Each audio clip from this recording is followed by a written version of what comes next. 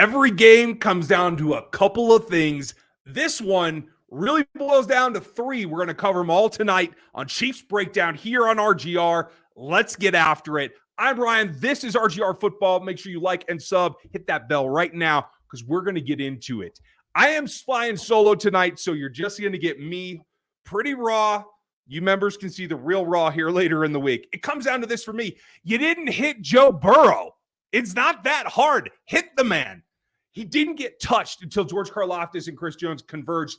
Karlaftis getting his actual second sack, so kudos to him. But when you don't affect the opposing quarterback, especially when he's that good, you're going to lose. In the end, the Chiefs lost that battle.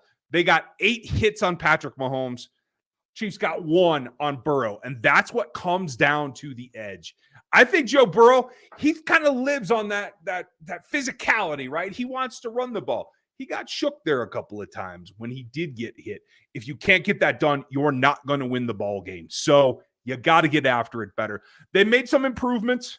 They had some losses. We're going to go over my notes. I'm going to answer your questions tonight. Thank you guys for being here. If you guys want more, you can jump into the Discord and join the memberships today. That's how you unlock the full deal on both. There's a tag right here, and you can hit that in the chat. Thanks for FLDB for putting that up. Thanks for Aaron for being here, our normal moderator in the house. We're going to get started. And the number one thing for me, it comes down to that pass rush. Without the pass rush, you can't get it done. And on the flip side, you couldn't protect Mahomes enough. Now, that last sack, just pick your feet up and that guy doesn't grab your shoelaces, ball game changes. You throw it out to McKinnon in the flat, the ball game changes. Travis doesn't have, one of his rare fumbles. I can't remember the last time he fumbled. That ball game changes. I'm shocked that it happened because Travis knew they were going to come after the ball. He was protecting it really well. Sometimes guys just get lucky trying to rip that thing out. That was the game-changing play. It's not Travis's necessarily fault. I know he's working on it. It's just kind of a bad luck kind of thing. When you go into a game on the other side of the ball with rookies that are playing, we knew this was going to be tough. I'm actually pretty happy with the way it came out. 97 yards for Chase, 60 for Higgins. Boyd had a couple of big catches, I'll give him that, but it wasn't like back-breaking stats that led to this loss. It was pick as it went along, and in the end, they just couldn't keep up. Now, there's ways to fix this, and I think they're going to get an opportunity. When we look here, I got to pull these stats back up because there's a couple of things that really stand out in my notes. Scare for Juju. I thought he came up pretty good early, but after that hit where we were concerned he was going to be concussed, I felt like he just didn't have enough juice going forward after that. It made things kind of difficult.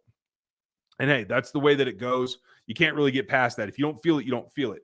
The bigger problem for me is that in his stead, the guy who should be number 2 is MVS. He got 6 targets, only made 2 catches tonight.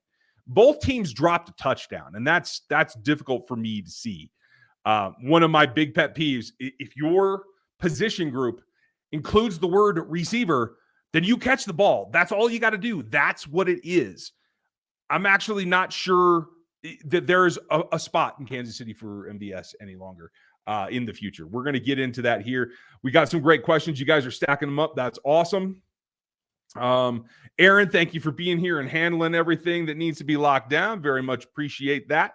So let's get into it. If you guys would share and subscribe, we're looking to grow 30, 35,000. We're sitting around 25 right now. So we want to get up there, spread the word, tell your friends. This is a great community that we have on this channel. I'm looking forward to seeing what you guys have to bring to the table with new folks. Sean has a shout out for McDuffie. He played bigger than his size and was still extra sticky in coverage. Even Burrow stopped going after him. Somebody needs to pick up Josh Williams. I'll agree with you on both points. I thought McDuffie played well. Obviously, you're going to give up. This is probably one of the top 5 wide receiver groups in the NFL. But I thought McDuffie played well. I actually think Williams played pretty well too. And I know he got beat late. He got beat one other time. That's fine. Like when you play rookies, I put this out on social media as well. You live by playing rookies, you die by playing rookies. And that's what ends up happening. They'll not be rookies very much longer. When they get to the end of this regular season, I don't even consider them rookies anymore. When they get to the playoffs, I will consider them veterans because they've got a season under their belt. But my big thing is when you look at McDuffie, he was steaming after that time he got beat. He came back, and I thought the rest of the ball game, he locked it down pretty well. And make no mistake, it wasn't just that Chase grabbed that one-hander out of bounds. McDuffie's pushing him out of bounds too. That was an active act by McDuffie. Josh Williams came up pissed when he got beat on that last play. That's a huge receiver for a kid who has been up and down this season as a rookie and is coming from a much lower level. My big thing was he played through that entire snap where we've seen him let up at the end of snaps in the past. He played through that and he was right there at the end. I think he's going to make a play on that come next time, and there will definitely be a next time against this team. You're going to hear a lot of trash talk from Bengals fans. I've already heard it from Bengals reporters. I'm about tired of you people, by the way, and you know who you are. But I think that this is going to change around, and having those guys get that experience, that is a big plus for them. That's in here as well. My other big notes, the Jordan leap from Patrick Mahomes. I thought it was a good decision. Is a little bit iffy about the collisions.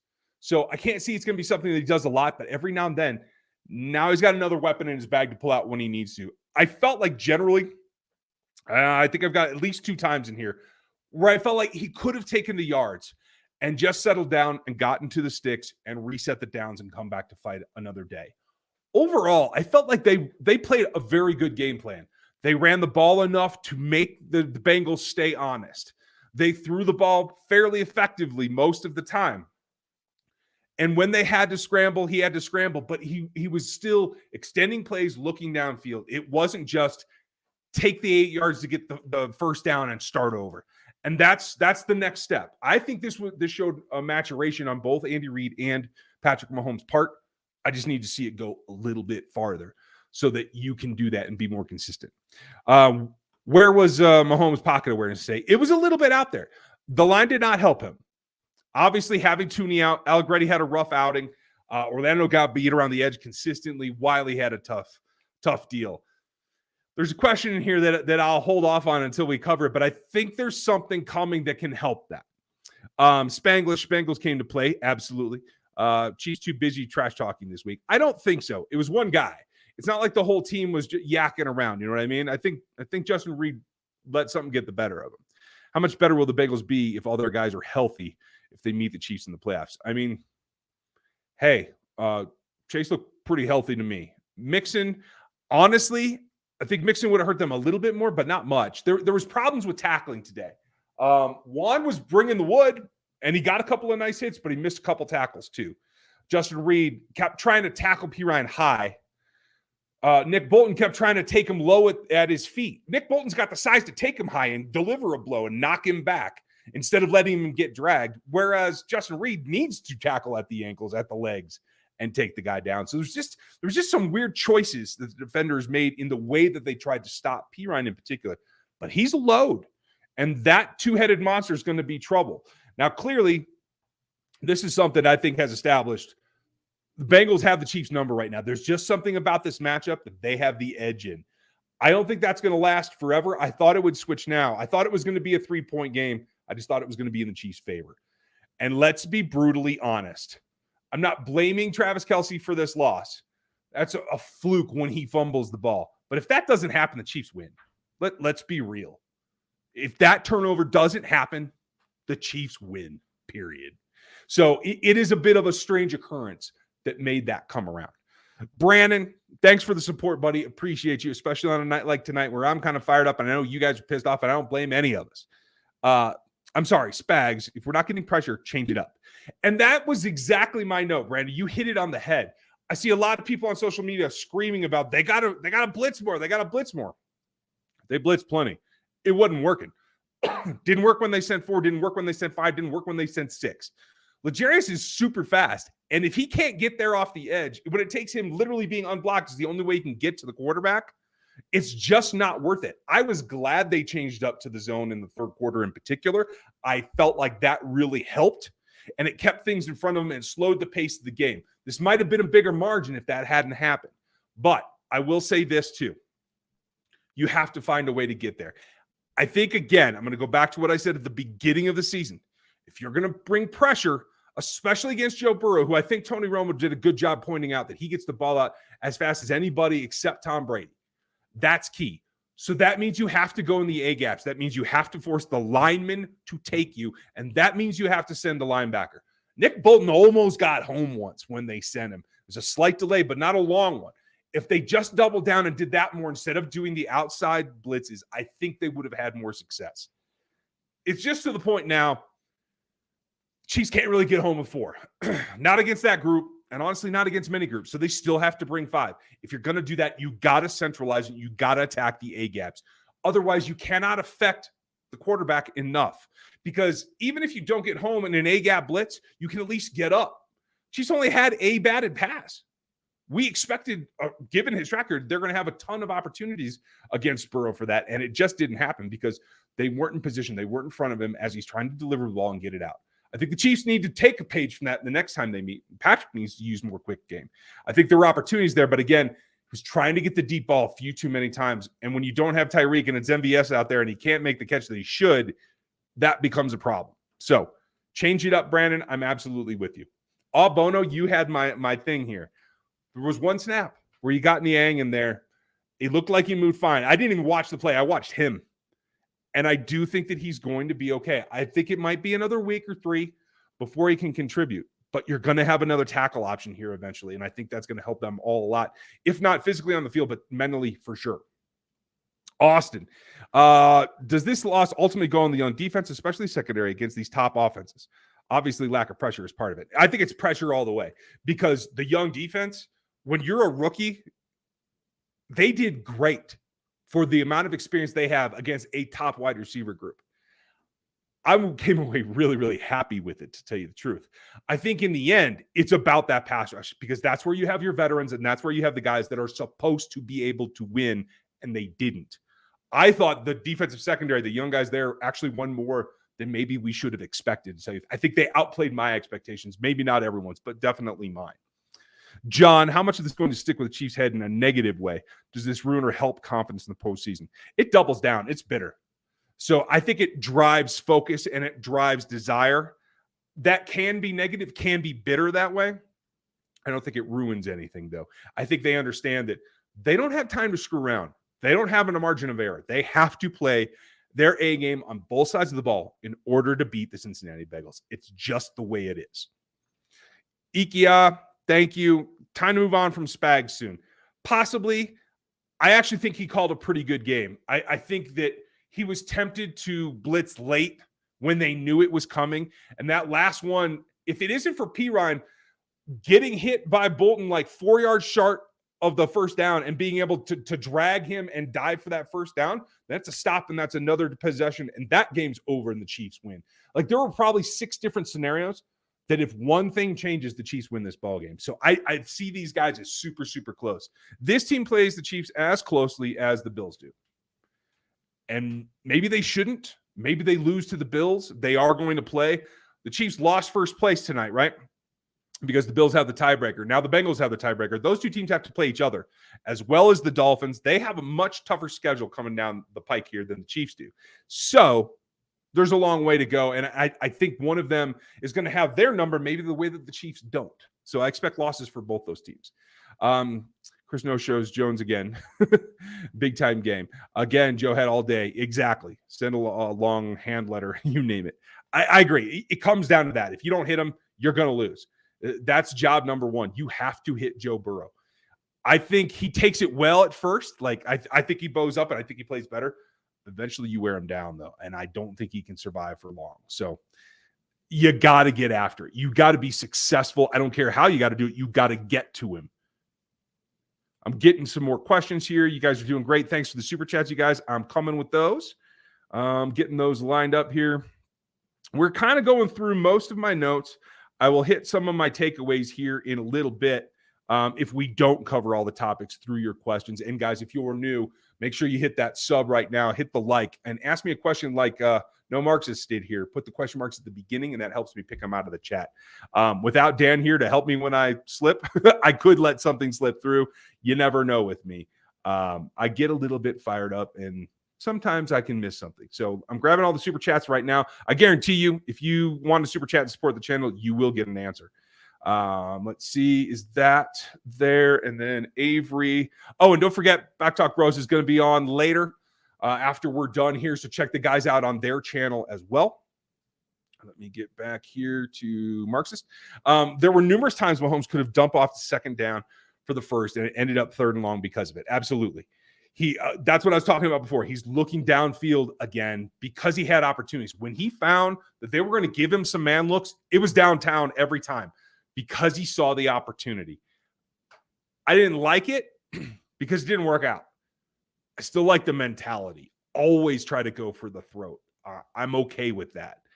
Yes, when you see that you're not getting it, or you see that your guys aren't really getting making plays on the opportunities they get, that's a big deal. So I think he should have adjusted that too.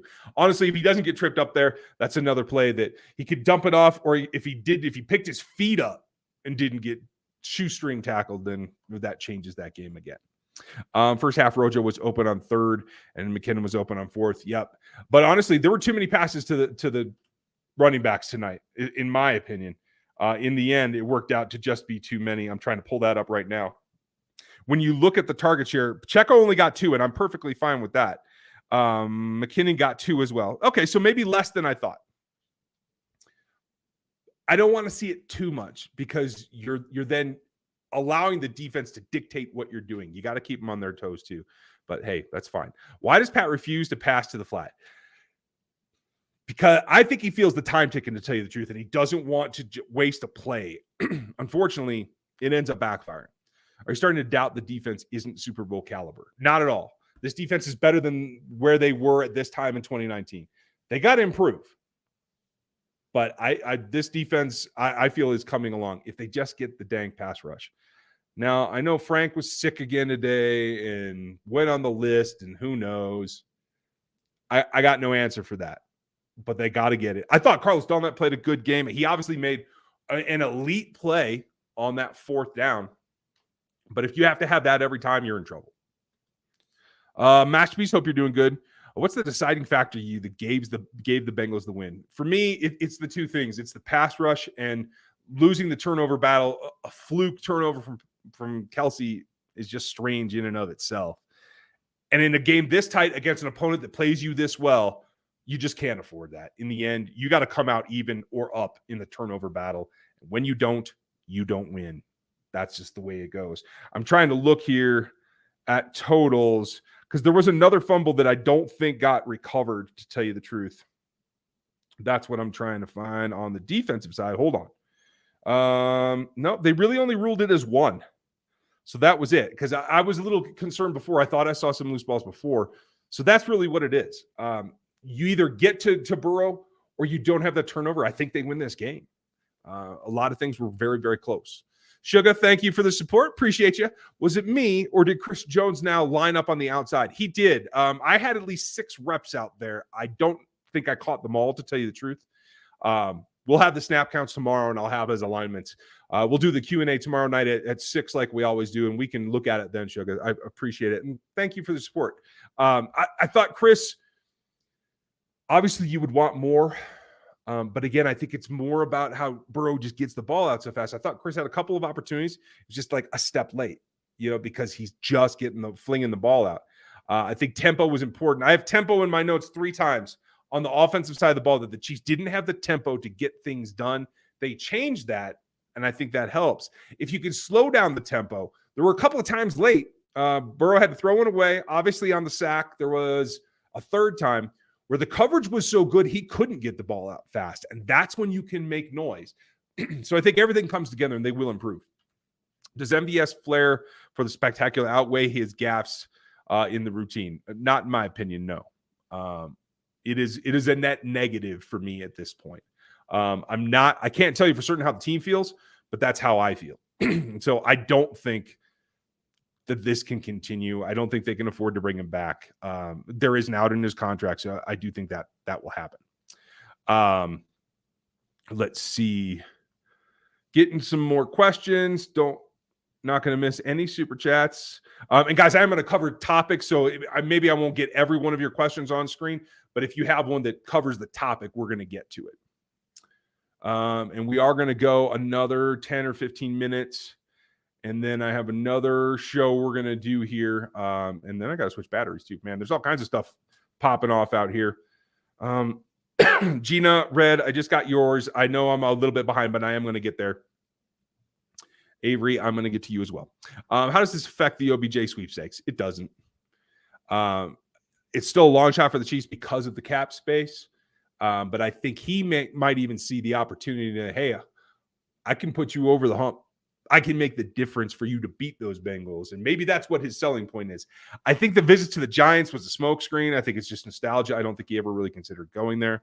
I think it's really about the Cowboys and if they can afford it and if he feels good enough there. I think in the end, why would you choose to play with any other quarterback besides Mahomes?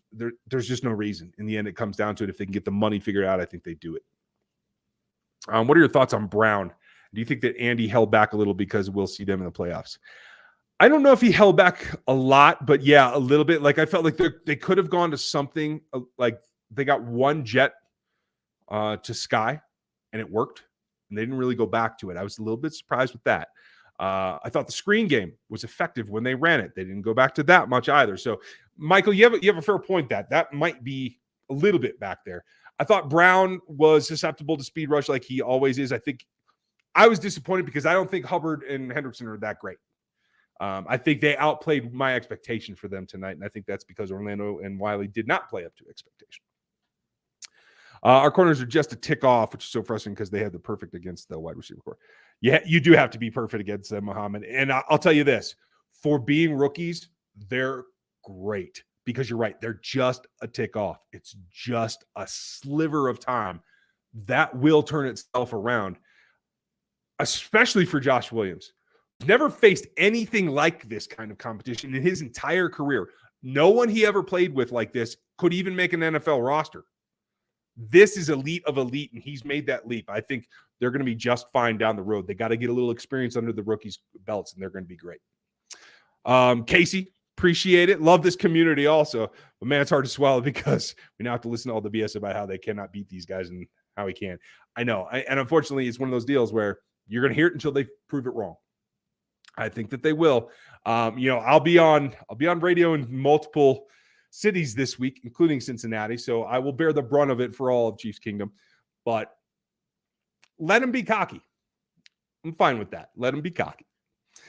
Reach and stop talking was for such a garbage player. I wouldn't call him garbage. It was a mistake. He shouldn't have done it. When teams are that elite, you don't give him anything to fire up. It was a mistake. But I actually thought he played pretty well. I don't think I saw a missed tackle from him. I did one when he tried to go high on P. Ryan. He got knocked off with I think it was a stiff arm or something. Other than that, I thought he played pretty well. Scott, thank you for the super chat. Appreciate it. Where was Bolton? He seemed out of position. He was a touch late. And I think it was because they were so worried about the crossing patterns, and particularly with Boyd and the tight end. When the tight end went out, it helped a little bit, but Boyd still does a lot of work across the middle. And I think he kind of always had an eye back there, and he was a touch late coming downhill.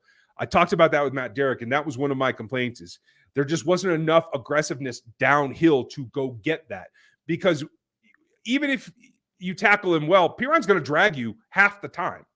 So you got to meet him closer to line of scrimmage or in the backfield in order to not give up all that yardage. And I think that's where they missed an opportunity, to tell you the truth. I think they can clean that up. They just got to have the mentality to do it. They got to understand, maybe more so than in years past, they got to understand this is a slugfest. This is a street fight. This is a dude who doesn't like you and is trying to steal your girlfriend. You know what I mean? Like, that's what this comes down to. And I think a lot of guys had it tonight, but not everyone. Holly, McDuffie, Pacheco, my defensive and offensive players of the game. I can get down by that. I really like the way that Pacheco stuck in there. He got hit hard a couple of times. He got rolled over a couple of times. He popped right back up. If you're not hurt, get off the ground and get going. And I love to see him do that. I will tell you too, I agree with you about McDuffie, but I will say you too, Josh Williams, his resiliency and his fire at the end after getting beat, I see that as a big positive because he ain't going to let that happen to him again. He's going to get better because of that. And I find that reassuring because I was a little concerned about Josh Williams early in the season about he has this kind of mellow temperament from what I've seen and from everyone that I've talked to. I need to see some fire from him. And when I saw it, it made me happy. I think he's going to do well because of it. Michael, do you think the Chiefs were so anxious the first half because they wanted the game to go so bad that they didn't settle down until the second? I maybe a touch. I really felt like they had a plan. They executed it. It didn't work so well. Their adjustments were really effective tonight. I think that was the big difference at halftime. Morgan, thank you very much. Appreciate you. Offense has no margin for error against teams like Bengals, Bills, Eagles, etc. Those teams are all great complementary ball, and Chiefs don't. Yeah, and that's what it comes down to. Until you can get this rookie class on defense a little bit more experience, a little bit more growth, and you supplement them with another great defensive draft, defensive class, whether it's free agents or not, next season, to rebuild the whole defense, yes, you don't have the margin of error, but you can see the building blocks starting to grow. So take that as a positive. They're not there yet. They'll have more margin for error in 2024 and 2025 than Mahomes has ever had. That's the way that I feel about it right now. And thank you for the support, Morgan.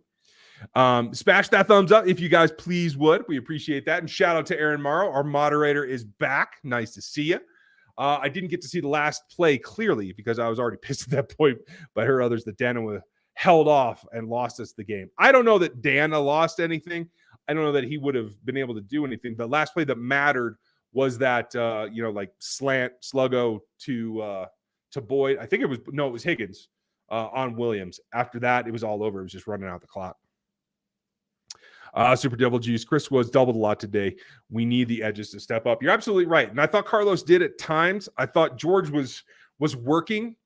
But this is the thing, is when it's so fast, this is what Karlaftis hasn't done in the past because he can't turn the corner fast enough. He's a power player. And so he's got to take the tackle and push him back into Burrow. And that takes, unfortunately, more leverage and a little bit more time than Burrow uses to get the ball out. So I really do want to see them. They have to bring in an actual speed rusher next year to play across from George. Let George push that pile. Just like you saw in that play where he did get the sack. It's because Chris had penetration and he had penetration, and they pushed them together. You got to have bookends.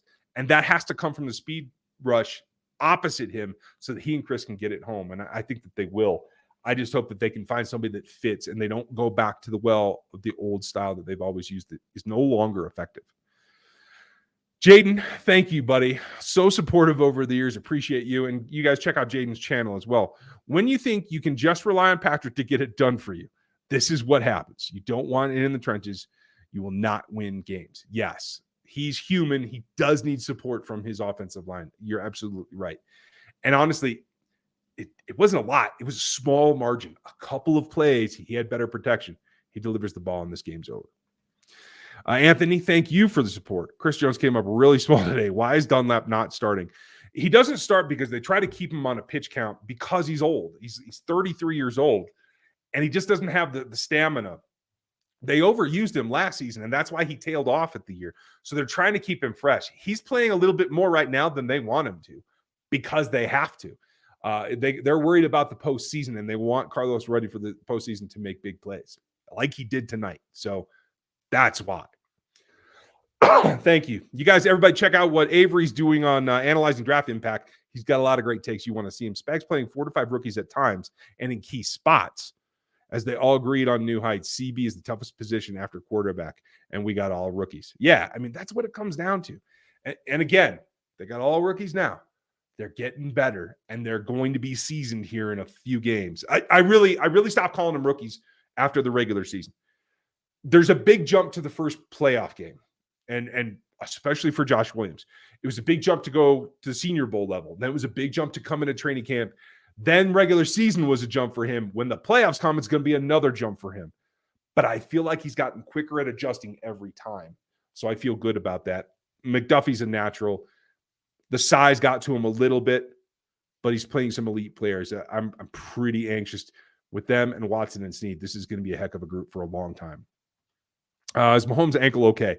It did come up in the post-game injury report. It is an actual injury. They don't know the severity of it yet. He was still able to move on it, but it didn't look very natural.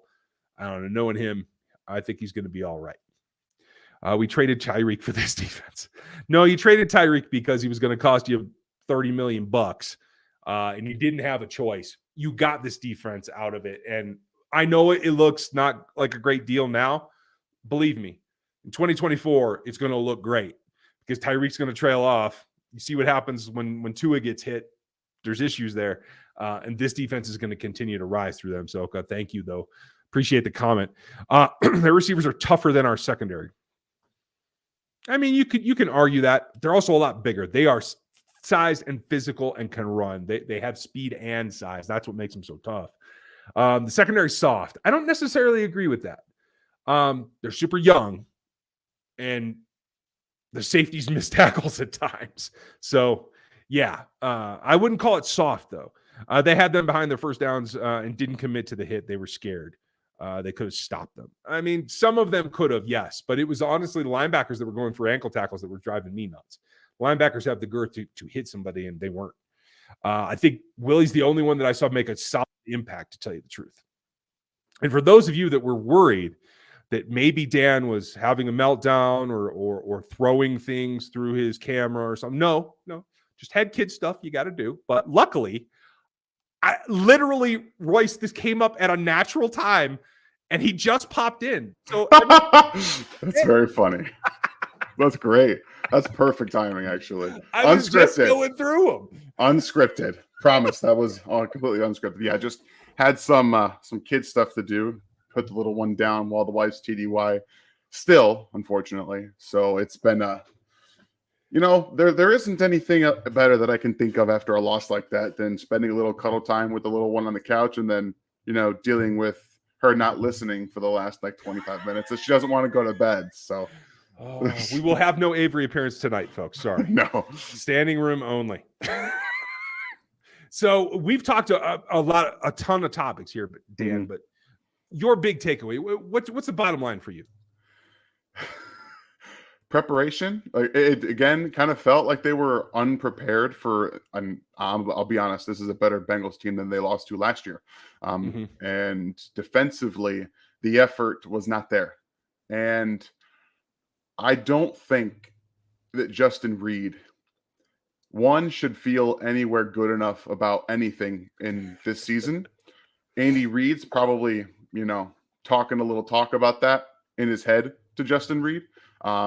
That kind of play, that kind of effort after you were smack talking earlier in the week might get you benched for a game. I'm just saying, I would personally bench him myself for a game because that kind of stuff doesn't fly.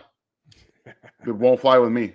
I thought that the offensive line was better than most people thought it was. The big takeaway for me on the Bengals defense was all week I talked about how on Twitter, this defense is better than a lot of people give it credit for. It's very well coached in the sense that they hide a lot of things. They bring up 5, 6, 7, 8 guys to the front. They bail. They blitz. They can do just about anything out of that, especially on third down. And it confused some of the offensive line protection calls. It really did. And I think you saw that on some of those 3-man rushes where guys were getting free again. I do think Allegretti did not have his best game on some of those. I know Orlando Brown had a pretty tough game. Andrew Welly again, been an issue. So they kind of got the crap beat out of them in the trenches a little bit on the defensive side, a lot. I think it was a little bit better on the offensive side myself. But a tough game to lose after some player decided they wanted to mouth off this week. And when you give a team fire like that, you kind of deserve to lose the way you did. And it's not like it's a team that can't bow up. It's a close battle. Roster to roster, you're neck and neck. So why give them an edge? I think it was a mistake. I don't think it'll happen again. I don't think that's enough of a reason not to be worried about it happening now. So, Red, perfect timing. Jacob, I missed the first half. It seemed like Orlando had one of his worst games of the season. I got to see the stats. I think by my count, he gave up more than 6 pressures. So, I would say you're probably on a good guess there. I just got to hope that if Lucas can make it out there for one snap tonight, in a couple weeks he can make it out there for a ball game. I don't know. Yeah, I don't know if it'll be any better. I'm just hoping. I don't mean to sound rude about it. I just don't know how he could be much worse. Yeah, that's fair. What do you think of OBJ? I'm going to change my camera battery. All right. So I know last week we talked about, signing Orlando Brown Jr. That ship has almost sailed. It's tough right now. They have a lot of issues at tackle. We don't know if Niang is going to be a player anywhere. maybe you can force him, Orlando Brown, to be a right tackle, but I doubt it. I just don't think that's a possibility right now. But he's just not what this offensive line needs. I think this is exactly what Ryan and myself, were worried about in terms of not trading for him last offseason. This was the biggest issue.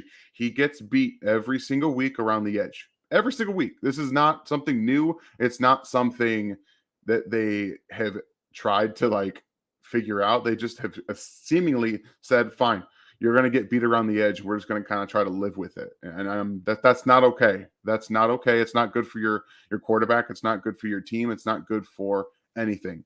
If a team's rushing 3, dropping 8, and you're trying to wait for guys to get open, there's one thing you can't have: getting beat around the edge while guys are trying to get open. You can't have that. And that happened multiple times in this game in individual instances. I think, like I said, I do think as a whole, especially in the run game, the offensive line was pretty good. They moved some guys up front. They had some plays where they got beat individually, but I thought as a whole they were much better than they're given credit for. But Orlando Brown, after seemingly having a couple of weeks where he, was able to back it up and have decent games, has gone back to, once again, being beaten around the edge in key moments by guys that are just faster than he is, because he can't get out of his snap. He can't get out of his drop. Well, I'll put it this way, too. I think both he and Wiley lost to guys that aren't that good, to tell you the truth. I don't think Hubbard's that explosive. I think they ought to be able to handle them, but it doesn't seem to prove out that way. So what are you going to do? Thanks, Kevin. Gina, I'm so sick and tired of hearing Andy say we'll go back and learn from this. What else is there to learn? Oh, I know. Tackling, play calling, pass rush. Don't kick field goals when you have Mahomes. I mean, hey, at that point, when Mahomes can't move the ball, you got to try to take points at some point. Unfortunately, he wasn't optimal today either. I got no issue with them going for the field goal there. I know a lot of people do. Mahomes comes off the field hobbled. He also the snap. If that snap and that holds online, guess what? That ball is not moving. That's a dead center drilled 55-yard field goal, and people aren't really complaining about it too much. But because he missed it, people are complaining about it. I don't necessarily have an issue with that. I have an issue with the third down play call. Obviously, Mahomes missed the check down. Run the ball. It is 3rd and 3. You have been successful. And all night long on 3rd and short. Run the ball there. At worst, you have 4th and short to go for it. You have 4th and short. Not 4th and 5. You have 4th and short. It's a little inexcusable, in my opinion. You have been doing it all night.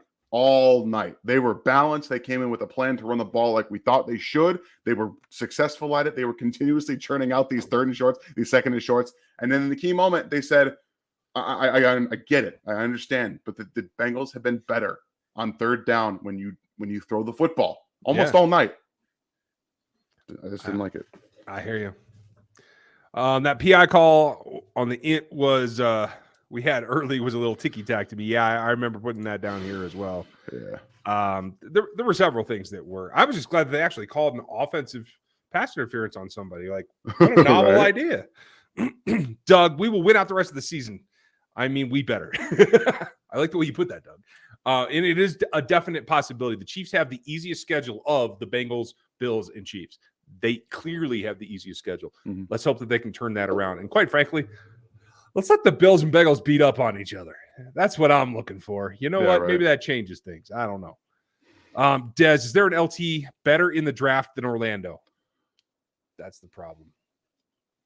I would say yes, but that's a hope because they're not proven in the NFL. And again, where the Chiefs are picking, they don't work out. They do not work out. The guys that we've talked about over the past couple of seasons that I remember, Liam Eichenberg, left tackle, is now guard, and he's kind of bad. Like these guys that are at the end of the first, they're just not very good. Yeah, it's tough. You're either elite or you're really not playable right away. First-year starters in the 3rd round just doesn't happen no more. Wedlow, good question. Is Eric Bucker still considered the league's best? I mean, he's never been the league's best. Justin Tucker's always been here. It says one of, but yeah. Oh, okay, sorry.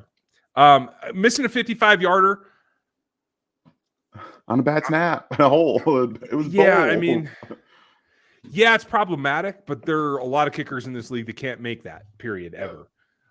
So if you don't get that kind of if the snap's okay, it's online, he had plenty of leg, You don't get what you saw McManus do, who's supposed to be one of the elites as well, where he tried to sail one, and he usually can hit, but he came out like 8 yards short in that one for the Broncos. So one of, yes, the best, no, and I don't think he will be for a while.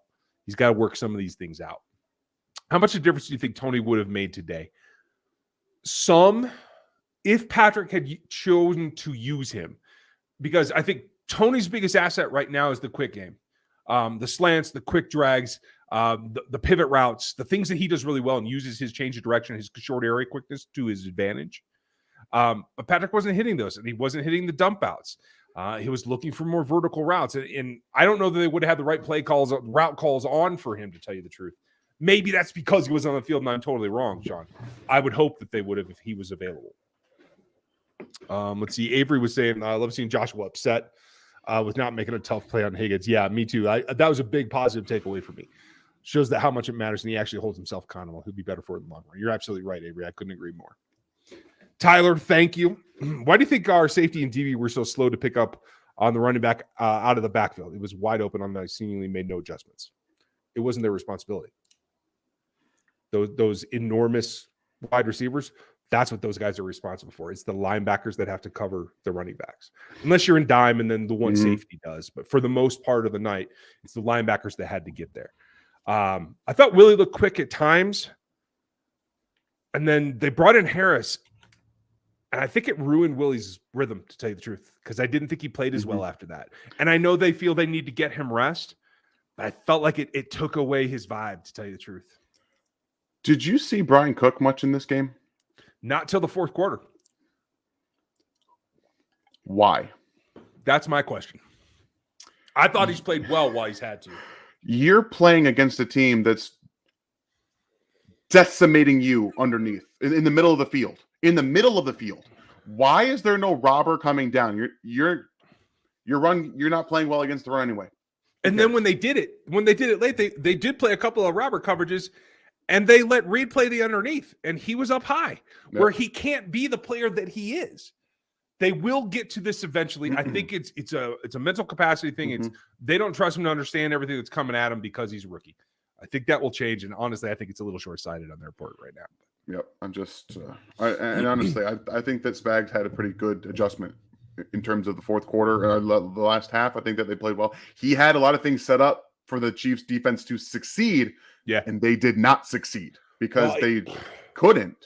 That one of the last drives with Joe Romo setting it up, Spags always brings pressure here, and then he backed everybody out and he broke a trend. That's what you have to do. I was really happy with him, and then they got nothing from it. Exactly. I know. I saw Benjamin Solak tweet that this the screen to Jamar Chase is going to live in his nightmare. He had it. They had it. They literally had it. Yep. And unfortunately, Josh Williams doesn't really understand his responsibility there. And you got two guys coming underneath. You have to be a little bit. You have to be on the outside. You have to be. You can't let Jamar Chase get to the sideline. Right. You don't have any help, and that's the problem. Like there's. On all these plays, they're like one communication or one guy doing their job the right way to having success and getting off the field on third down, and they couldn't do it. Yeah, it's funny you say that because I've been saying all night. One thing changes on 6 or 8 different plays, and they win. You know, it was that close. Honestly, I know that this is short-sighted and is scapegoating it. Travis Kelce didn't phone the ball; they win that game. I know that they say it, but I mean, that was a huge turning point, and I don't fault Travis Kelce. It's a fluke. Yeah. It's funny. I literally said that about 30 minutes ago. So like you echoed me perfectly. It's not to blame him. That doesn't happen to Travis Kelce. No, exactly. It's not his fault. Like it was a great play by the defense. He's trying to get yards. He thought the play had been blown dead already. Like you can't hear it. I don't fault him. I know that he's going to be PO'd. He is. I don't know if he's going to make it to the pod this week. I don't know if he's going to do it. Just because I know the kind of competitor that he is, and he's going to put a lot of that on him when it's not on him. It's not on him. Thornhill not at an all-pro season. Justin Reed did not shut anyone down. You're absolutely right, Doug, and that is the problem. Again, you don't put those expectations out, and you don't fall sort of as flat. Maybe they don't go at you quite as hard. Although I do think it worked early. They were trying to feed the tight end. And anytime you're feeding Harrison Hurst instead of Jamar Chase or T. Higgins, that's a good thing. Yeah. But yeah, I still wouldn't have done it.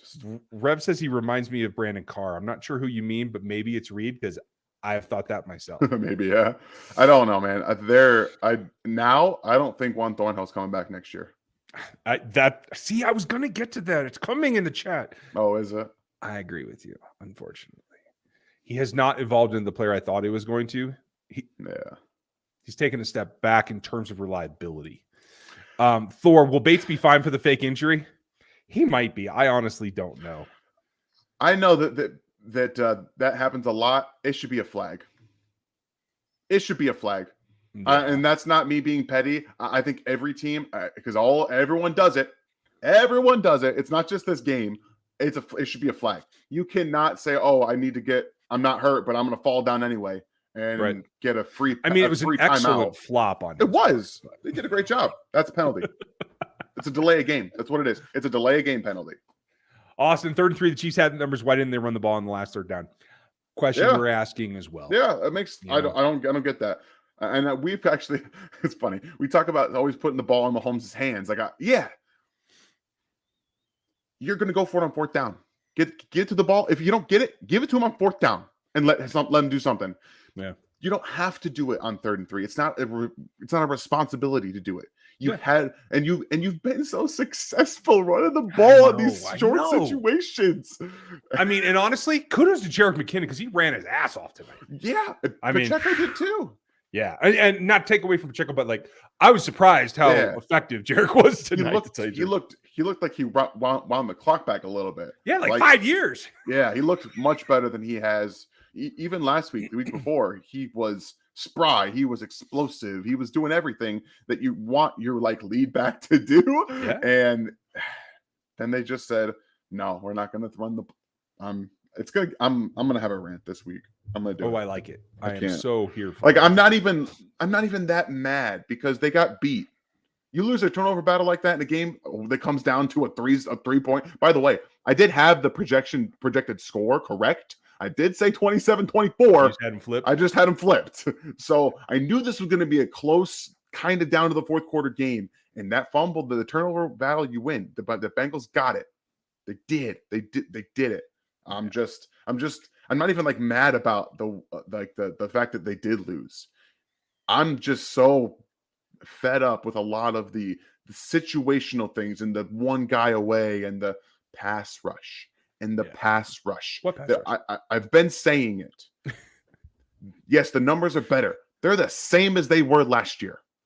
They live and die by Chris Jones. And if he's getting all the attention, which he should. Yeah.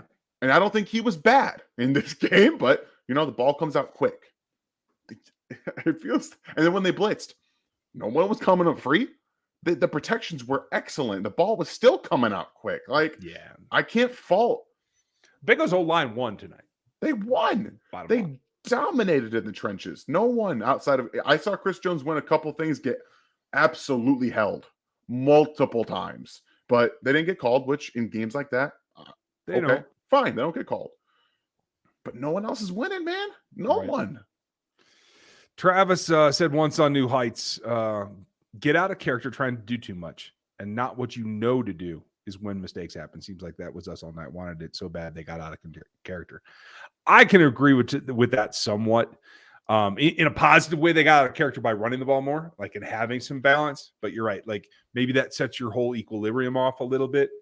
Avery, I don't know. In the end, you got to be able to find a way, and it can't always have to be Patrick and Kelce. It's got to be somebody else. MVS drives me nuts tonight because it was a classic MVS night. Circus catches and easy drops. It's just so classic. Ridiculous. That drop touchdown will haunt them because that wins the game. It wins the game. Yeah. Jonathan, thank you. We appreciate you. Appreciate you. We need all we can get. So, hey. Dirty Hall, thank you. Mahomes limping at the end. Is he injured? Yes, he is. Andy did talk about it. Doesn't seem like it's severe. They'll know more tomorrow. Gerald, thanks for the question. Drafting Marvin Harrison Jr. No, because he's a year away from being I was about to say, is he going to be in a time machine? Are they going to get him to fast forward a year? That'd be awesome. And I think when it comes around to his draft, he's going to be at the top. He will be my wide receiver 1, yes. But I will say this. Everybody seems to have forgotten about Jackson Smith and Jigba. That's fine. JSN could choose to come out this year. I don't think he will. I don't think so either. But he could. What he's like a 4.65 receiver. I mean, he's great underneath. He's a great slot receiver. I think he times faster than that myself. He doesn't play like it, and I know he doesn't play like it. But I get the appeal of wanting someone who can just work underneath, like always get open. I get that, but I also know that Andy Reid and Brett Veach are going to see that, and they're going to be like, "Nah, he's not fast enough." Could easily be Marvin. I'm not sure Marvin's going to be a 4.3 guy, but he's elite. Game plan to put Williams over Chase over and over was horrible. Not much of a choice. It was him or Watson. Pick one. You have rookies in the backfield. You can't, and they don't travel. If they travel, and I think they can get to that point because McDuffie played both sides in college. Legarius can play anywhere on the field in any DB position, and I think Williams traveled some in college, but obviously nowhere near this level of competition. I think they'll get to that, but no, it was kind of taking alignment, and they motion into the alignment that they want, and that was where it was coming. Mm-hmm. Kevin, is Thornhill done? We think so. Yeah, it's he may not find a whole lot of market. He could do a DeMarcus Robinson and go out there and not find much and come back. So that's not helping this team. No, it's not. And that's the problem. This happens a lot where they're just like, okay, we'll bring you back. That doesn't help your team. You're not getting better. You're staying the same. This team, it needs turnover. They did that this offseason. They got a lot of new guys in here. But Frank Clark, I think that Thornhill hoped that he would have a season. He's not. I don't think you can bring him back unless he literally takes steps forward in the next 5 games. I don't think you can. Let me flip it for you, though. Cook becomes what I think he can become, and he's a starter caliber player in the playoffs. Certainly by next season. Juan Thornhill's your third. What do you think? Okay. Yeah. I mean, it's the exact same group. Yeah, but it's different roles. It is, but I'm not sure. I don't see the ceiling being that much bigger because you flip a guy. I don't know. Okay. We'll see about Brian Cook. Obviously there's a lot that he still has to learn. They didn't trust him enough in this game, and that tells you what you think of what they think of him right now. Like They just in big game, they didn't trust him to make the plays. That's fine. I understand that. But they trusted a 4th round corner more than him in Josh Williams, and I didn't see Watson play that much in this game. Yeah, fair enough. Maybe that was just because I didn't see hardly at all. Yeah, I'm not entirely sure what's going on, but maybe they're finally stopping with the rotation because honestly, a rotation at your third corner, that's a bad place to be. No guy can get a rhythm. Yeah. Temple Chaz is fired up. Secondary not especially soft, or especially the safety positions aren't soft. No, they're not soft. Do I have to say it again? I said it 20 minutes ago. No, they're not soft. They tackled like crap. That's the problem. They weren't dodging contact. Juan Thornhill was throwing his face around. He just kept missing. I think when it came to him and P. Ryan, he was out of the way on purpose a couple of times. I don't think he wanted anything to do with Samaje P. Ryan. Okay, maybe it's degrees of latitude. It wasn't on Marcus Peters, okay? No. Let's be real. I mean that guy made it obvious. I think that the angles that Juan took on some of these hits, and obviously not trying to wrap up and only leading with your shoulder, is indicative of a guy who does not want to try to hit him. And the same with Justin Reed. He does not strike me as a guy right now that wants to play tough. He talked tough before this game. Nope, that did not show up anywhere. And then the stiff arm. Again, I mean, P. Ryan did it last week. He did it last week to the Tennessee Titans. You knew it was coming, and guess what? It just so happened to be against Justin Reed. That's not by accident, in my opinion.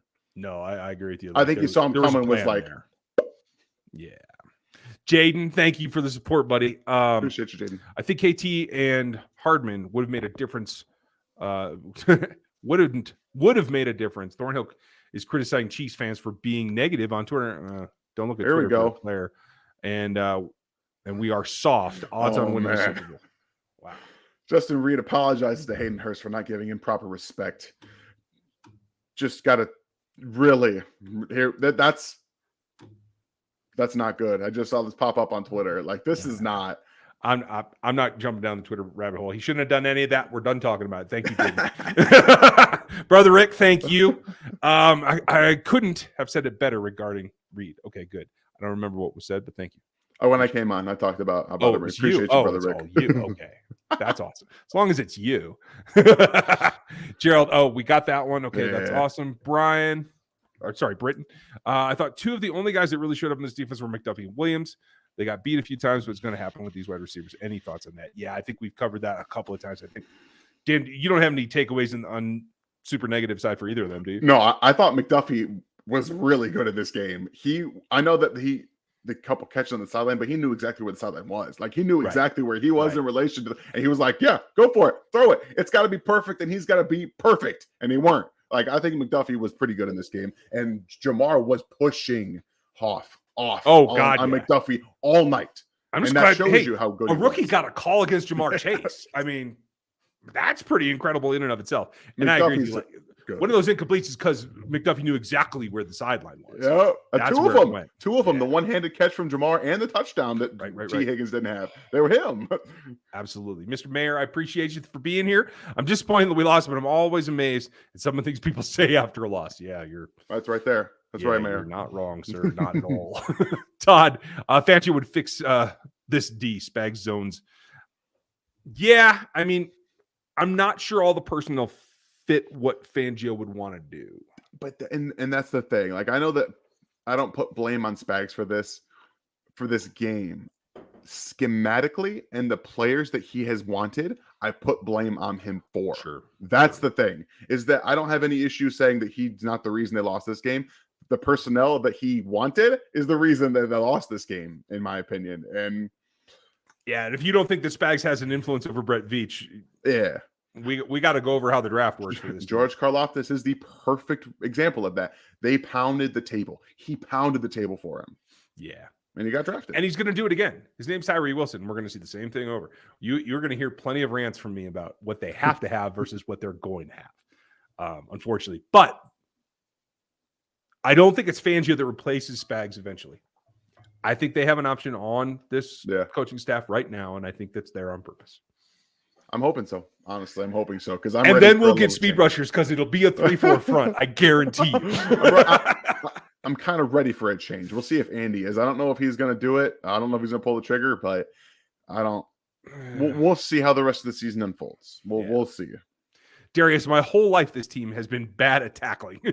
Could it be the red jerseys? They seem to do it in the white jerseys too, buddy. Well, I don't know if you watched that game, Darius. I'm not trying to be rude, but like, they wore the white jerseys and they couldn't tackle. Honestly, I take it back to the CBA. CBA limits the number of hitting practices you can have and the number of specific like contact drills you can have. I think that's a big thing, and I don't think it's just the Chiefs. There are other teams that are better at maintaining it, but it's all over the league. But look at the Bengals. In this game, did they miss tackle? I don't think they missed a tackle in open field all night. Maybe a couple of them because guys are just that good. Like, I think that there are some guys that just are that good, but they're extremely sound tackling. Yeah. In open space, just kind of everywhere. The Titans are kind of like that too. That's more of, I guess, a coaching aspect. At least, I don't know. Maybe that's just it's coaching decisions. I think this staff can coach tackling well. I think they choose not to practice it very often. Yeah, you look at like some of the tackles not trying to wrap up, like some of the guys that just don't want to wrap up. I don't know what that is. I don't know whether that's bad coaching or like you said, just them not practicing enough, because it looks like a lot. When you see a guy who's got an opportunity to make a tackle, they're just not wrapping up. And when they do, like, their hands are late, they're in the wrong location, and they fall off of a guy. I don't know. It's a little weird. This is a great question. Bale Trophic. Will McDuffie be a top 10 corner, and will this DB unit be great in a couple of years? I will tell you this. By the two criteria that I think are the most important, completion percentage allowed and forced incompletions, meaning PBUs, or they stem off the route and the receiver can't get to the ball. I think Trent McDuffie will be a top 5 corner by 2024. Yeah, I don't disagree with you. Literally comfortable with that. And I think as he goes, he will pull along the rest of the young DBs. This can be a top 10 secondary in 2024 or 2025. Yeah, I don't disagree with you. We'll have to see. I still think you need to see more real improvement from Watson, from Williams. I think McDuffie's already like doing it. I think he's already getting better. I can see it on the field. I don't see it with them yet, but again, good position. That I feel for Josh Williams. That third down, there's nothing he could have done differently. I wouldn't have asked him to do anything differently. His arm is literally there. It's a tick in the wrong spot, but it's not his fault. I have no problem with that. Like, he's got to feel sick. It's not like, but again, it's not his fault.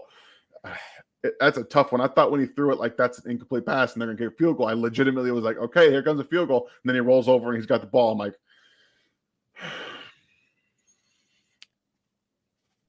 I said it on social media. You live by rookies, you die by rookies. Yep. I don't think you could ask. Kyrie Elam was a top 20 pick? I can't remember where he went. He went behind McDuffie. He went with the Bills, so it was like 22, 23, something like that. Okay. But still. He's benched. Yeah, you're getting more out of a fourth round and seventh round corners than you're getting out of a top 30 pick. Like, there's nothing we can complain about these rookie DBs. Nothing. That's just the nature of the beast. And those receivers are really good. Yeah. What's really encouraging to me is Trent McDuffie and Josh Williams competed against maybe you can argue they're the best receiver group in football. Certainly a top 5. I don't even think you can say anything else. I think that those guys are the best. I think it's the best receiver group in the NFL. And they battled them. And they're going to get another shot at them. That's what's fun. Yeah. And they will be that much less of a rookie the next time they see this team. 5 more games experience for these guys? I mean, just imagine. Like, that's encouraging. Thank you, Swag Boy. And sorry, I skipped off your thing instead of hitting it. I still think we can get the 1 seed. Absolutely. They can, yeah. Because right now, I'd probably put my money on the Bengals to beat the Bills, and then the Chiefs are right back in first place. We'll see. And they both had to play Dolphins, right? Yeah, I don't know if the Bengals play the Dolphins, but I know they have the toughest strength of schedule left. The Bengals do, so I know the Bills do play them. So yeah, we'll see. But it'll be in Buffalo. I don't know if Tua is going to be able to throw the ball in Buffalo. Yeah, maybe not, depending on that time of year. That's for sure. Britton, you have a good point. I don't know how you miss all of Andrew Wiley standing in front of you. Sometimes strange stuff happens. I'm convinced he was looking left, and then he just kind of like does a little hesitation, and boom. It's like, oh, I didn't expect you to be there. Yeah. It happens. Yeah. Would you do whatever it takes to trade up and get Jalen Carter in this draft and give us a nasty D-line for a change? I would give a lot to have Jalen Carter on this roster. Unfortunately, getting Jalen Carter means you're going into the top 3 picks. Yeah, I ain't giving that up. It's a quarterback's ransom, and we've seen multiple three first-round picks going for these guys.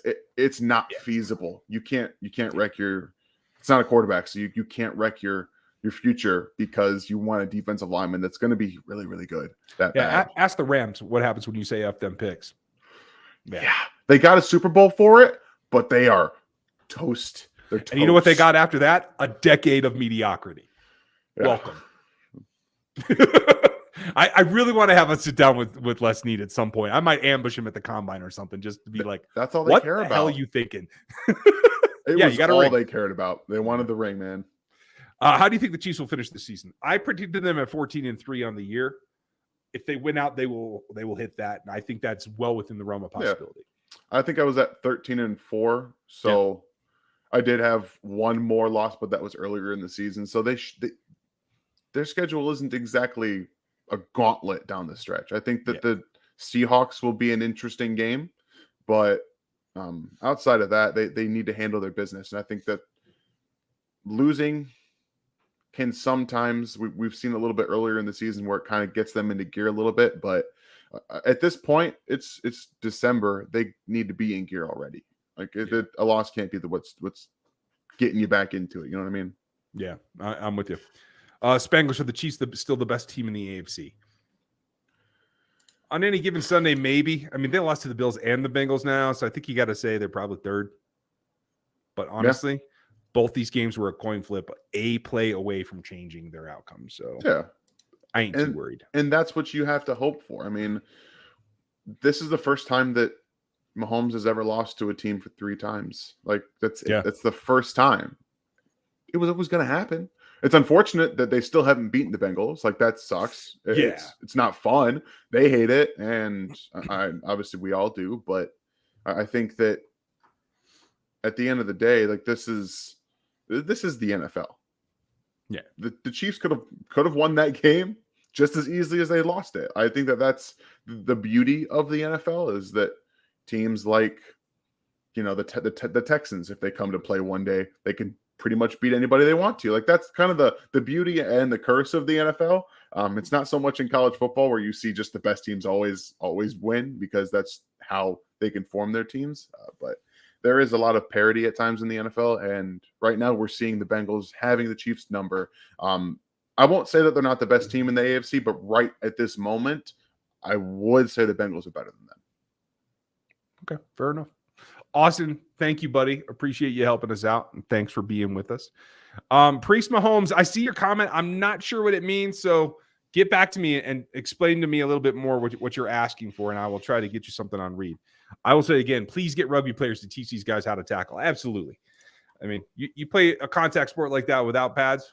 Yeah, you got to know what you're doing. And honestly, it's something that Pete Carroll did a couple of years ago where he actually brought some of those guys in to teach clinics. Legion of Boom was not just because they could hit. It's because they were fundamentally sound. And I won't argue with you, Marxist.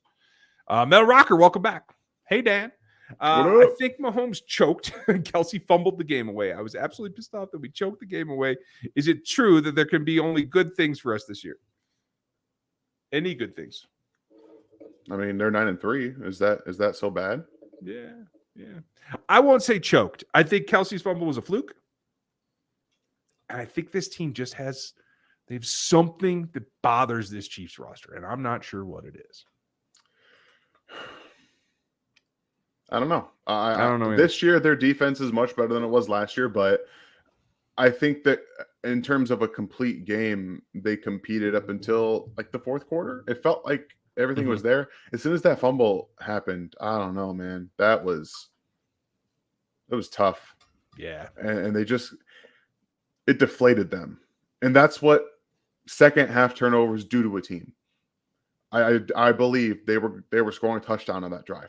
They stopped the Bengals. They held them to a field goal. They were up 24-20. They got the ball back, and they were moving. Travis had that nearly 20-yard gain, and then just like that. Yeah. And I know there are people who will tell you that momentum doesn't exist in NFL games. It absolutely does. And that right there is the example of it. It's what it is. Yeah. Absolutely. And I see a lot of people, we'll answer this in a minute. The Bills are the first seed right now, Yedo. Yeah. Because of the tiebreak with the Chiefs. They have the same record. So should they lose another game and the Chiefs don't, then the Chiefs will get it right back. So I do expect that to happen. The rookies are looking better every game. Yep. We absolutely agree with that. Trent McDuffie had Jamar Chase on locks. What do you guys think?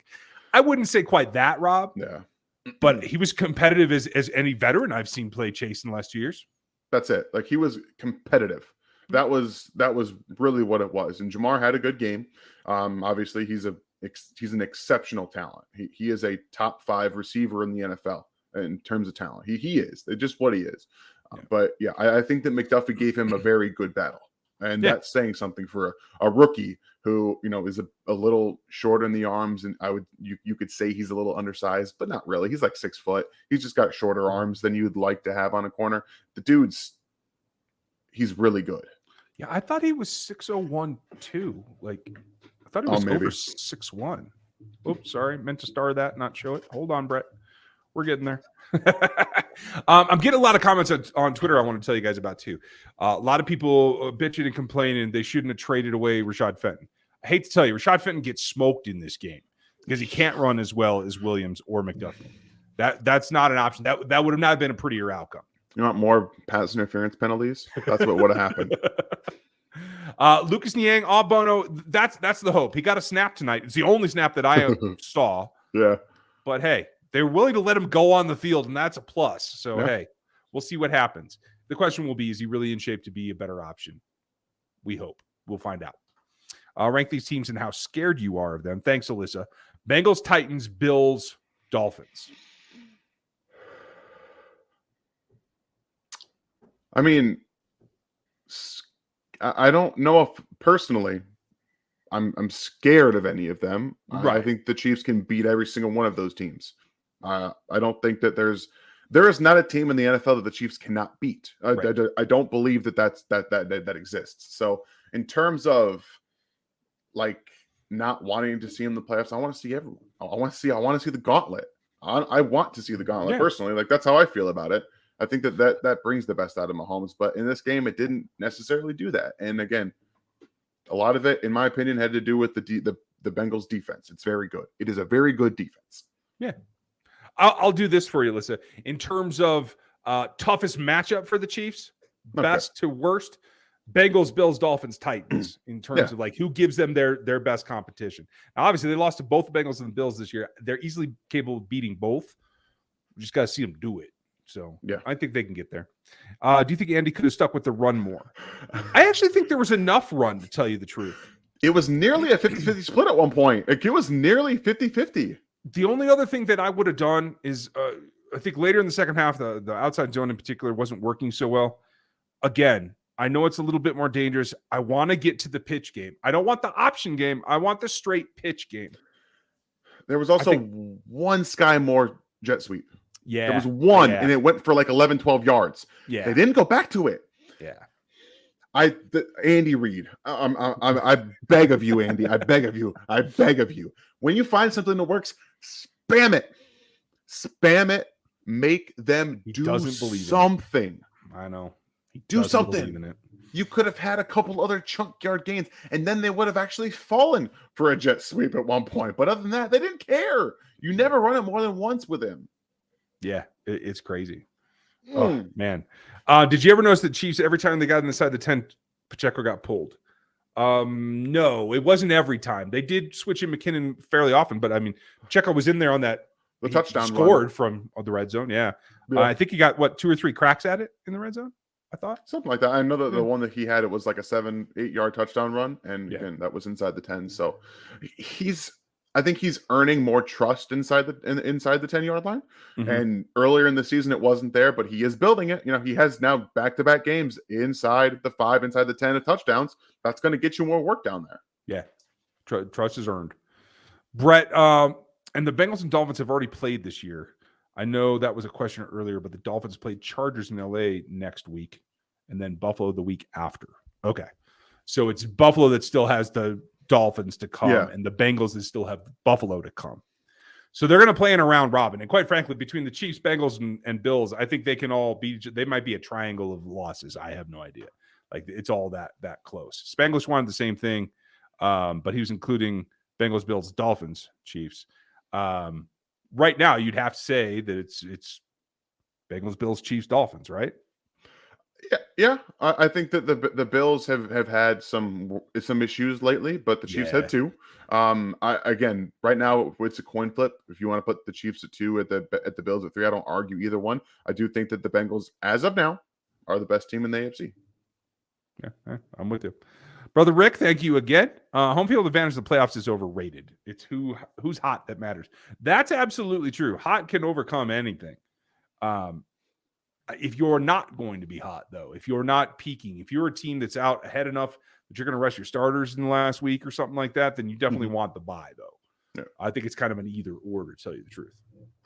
Thanks, though, Rick. Appreciate you, Rick. Yeah, and the support, very much so. We're going to wrap it up here in a second, you guys. I know we've gone a little bit long, but hey, you know, family's holding on so far. I want to see Chiefs trade for Pat Surtain, possibly at draft time or during the draft. Is it possible they get him, or is it wishful thinking? Daniel, I love the wish list you put together. Pat Surtain was not only my number 1 CB, he was my number 2 overall player, I think, in that draft. I would give, you might be able to take one of my pinky fingers for him. I don't know. They'll never part with him. I mean, there's literally, if you could get out of the Russ contract, they'd give up Russ before Pat Surtain. So it ain't happening. I mean, fiscally they can't. They can't. Well, yeah, right, they don't have a choice. But it's unfortunately it's wishful thinking. Not only is it he's top 3 corner in the NFL, it's in division. Like that's never gonna happen. Yeah, it's crazy. I don't know. All right, we're going to wrap it up here on Savages. Thank you, and thank you everyone for your support. If you new members want to get in touch, jump into the Discord, sign up for the memberships, and connect your accounts. If you need to hit me at rgrpodcast@gmail.com, you can email me there if you need to. FLW's done a great job setting it up. Back Talk Bros are going to go after us here in a little bit, so jump over to their channel when you're done. Hey, Ryan, if the Chiefs face Bengals again, what needs to change for the Chiefs to come out on top? Really, really simple for me. This was a very good game plan. I'm really happy with the evolution of the game plan. Mm-hmm. You have to win the turnover battle no matter what, and you have to hit Joe Burrow at least 5 times. They didn't touch him except for Karlaftis' sack tonight. That's it. They didn't touch him otherwise. That can't happen again to win. Those are the 2 things for me. Dan, you got something else? They need, I will say that I do think that they have to stick to some of the things that are working. In key situations, right, in this game, Andy Reid decided to go give the ball to Patrick Mahomes on a 3rd and 3 when they should have run the ball. And that's, I know that that's blasphemy to say, but it's not. Again, I think that different situations call for different things. And they clearly were running the ball successfully on 3rd and actually not even just 3rd and short. All game, pretty much, Yeah. They were able to churn out 4 or 5. I don't know if they had a negative rush attempt. Maybe they had one. I don't know if they had a negative rush attempt. And in those 3rd and shorts, they were getting first downs. So I do think that they need to do that, to stick a little bit more. I think that the balance, you said, the game plan of the run game and the passing game was really good. I think that they did a good job, again, doing what we said that they should do. Run the ball to set up the pass a little bit. I think it worked out for them. But you got to find a way to get a turnover. That there was only a handful of times I remember Joe Burrow having to come off of his first read. And then that's when turnovers happen, is when you have to make him forced to hold the ball. He didn't have to hold the ball at all in this game. He got the ball out quick. I don't know whether that's, like you said, more pressure, whether it's more exotic guys dropping into coverage, but it felt like they were more prepared to handle what Spags was bringing in terms of dropping into zones and coverages. So I would really hope that we could see a turnover that isn't negated by a ticky-tacky penalty that never should have been called. Yeah. Let's not let the refs be the deciding factor. Yeah. Thank you, Aaron. Appreciate you. Extra questions and combo, everybody. Have the best week. And we'll be live Q&A tomorrow night. As always, 6 p.m. So make sure you like, sub, and get signed up to be part of this. Go check out Back Talk Bros. And we'll be back tomorrow. We'll have stuff all for you all week. I didn't see anything as a follow-up on that read request. So you guys hit me in the regular comments below about what that was about. And I'll try to see what I can dig out for you. You guys have a great night. Enjoy Sunday Night Football. I'll be back with you tomorrow.